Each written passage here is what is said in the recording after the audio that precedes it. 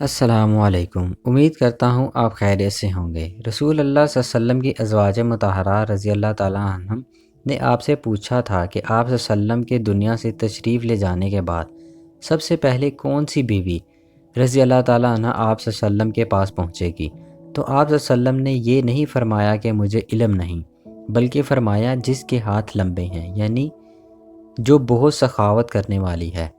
تو جس صحابی نے یعنی ہمارے اندر وہ نبی صلی اللہ علیہ وسلم ہیں جو کل کی باتیں جانتے ہیں کہ مصرع والا شعر کہا، آپ صلی اللہ علیہ وسلم نے نہ تو اس شاعر کو مشرک اور کافر کہا اور نہ ہی شعر کو برا کہا۔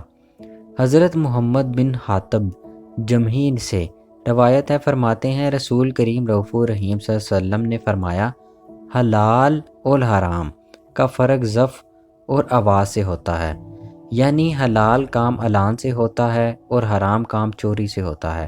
حلال نکاح علانیہ ہوتے ہیں، مشکوک و حرام چھپ کر کیے جاتے ہیں کہ نہ کسی کو خبر ہو اور نہ ہی کوئی اعتراض کرے۔ آواز سے مراد اعلان کرنے والے کے ذریعے یا گولا چلا کر تاکہ گولے وغیرہ کی آواز سے سب لوگ کو خبر ہو جائے کہ یہاں نکاح ہوا ہے۔ مسجد میں علانیہ نکاح کرنا۔ آپ صلی اللہ علیہ وسلم نے فرمایا، نکاحوں کا اعلان کرو اور مسجدوں میں عقد نکاح باندھو اور دف بجاؤ۔ فقہ فرماتے ہیں یہ مستحب ہے کہ نکاح جمعۃ المبارک کے دن ہو، بعد از نماز جمعہ، تمام نمازیوں کی موجودگی میں ہوتا کہ نکاح کا اعلان بھی ہو جائے اور ساتھ ہی جگہ اور وقت کی برکت بھی حاصل ہو جائے۔ چونکہ نکاح ایک عبادت ہے اور عبادت کے لیے عبادت خانہ یعنی مسجد زیادہ موزوں ہے۔ نکاح کے وقت اور نکاح کی جگہ دف بجانا بہتر ہے، لیکن اگر مسجد میں نکاح ہو تو مسجد کے دروازے پر دف بجائی جائے، مسجدوں کے اندر دف بجانا درست نہیں۔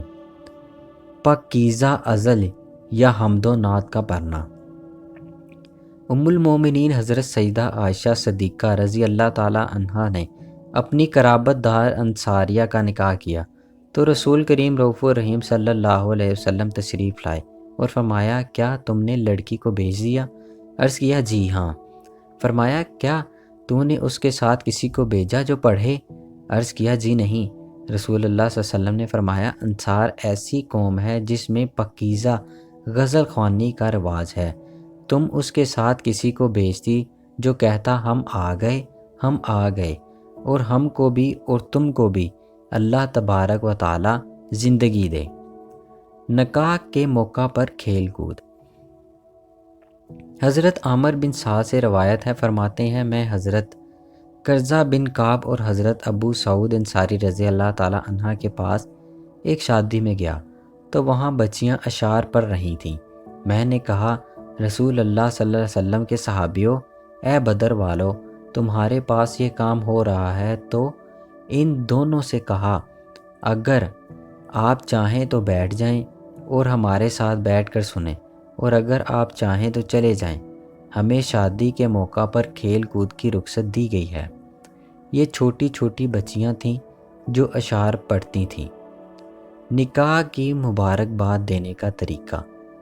حضرت ابو ہریرہ سے روایت ہے، فرماتے ہیں جب نبی کریم رؤوف الرحیم صلی اللہ علیہ وسلم دلہا کو مبارکباد دیتے تو یوں فرماتے، اللہ تبارک و تعالی تمہیں برکت عطا فرمائے اور تم پر برکت ڈالے اور تمہارے درمیان خیریت اور اتفاق رکھے۔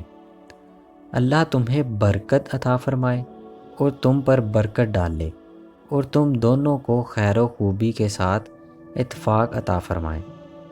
حضرت عقیل بن ابی طالب نے ایک عورت سے نکاح کیا جو بنی چشم قبیلے سے تعلق رکھتی تھی۔ لوگوں نے پرانے دستور کے مطابق کہا، بیوی میں اتفاق ہو اور بیٹے پیدا ہوں، تو حضرت عقیل بن ابی طالب رضی اللہ تعالیٰ عنہ نے فرمایا، ایسا نہ کہو، بلکہ اس طرح کہو جس طرح رسول کریم رؤوف الرحیم صلی اللہ علیہ وسلم نے فرمایا کرتے تھے، اے اللہ عز و جل برکت عطا فرما ان کو اور ان پر برکت ڈال۔ امید ہے آپ کو ویڈیو پسند آئی ہوگی، بقیہ حصہ اگلی ویڈیو میں۔ شکریہ۔ اللہ